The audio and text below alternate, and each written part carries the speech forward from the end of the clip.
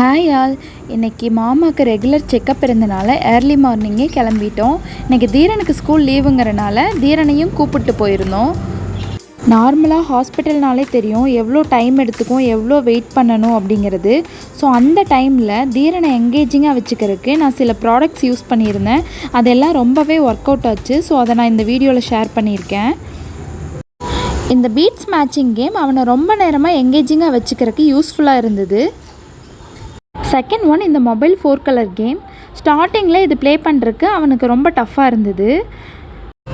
But after 5 to 10 மினிட்ஸில் அவனே இது எப்படிங்கிறது ப்ளே பண்ண கற்றுக்கிட்டான். ஸோ நெக்ஸ்ட் அவன் எனக்கு சொல்லித்தர ஆரம்பிச்சிட்டான். அம்மா இது இங்கே தான் வைக்கணும், இது இப்படி கொண்டு போகணும் அப்படிங்கிற மாதிரி. ஸோ இது ரொம்ப நேரம் அவனை எங்கேஜிங்காக வச்சுக்கிறதுக்கு யூஸ்ஃபுல்லாக இருந்தது.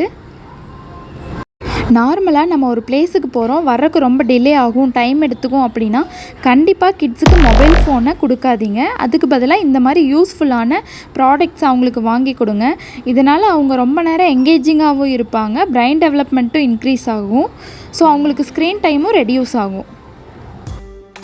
ஃபைனலாக எங்களோட லஞ்சும் ஹோட்டல்லையே முடிச்சுட்டு வீட்டுக்கு கிளம்பிட்டோம்.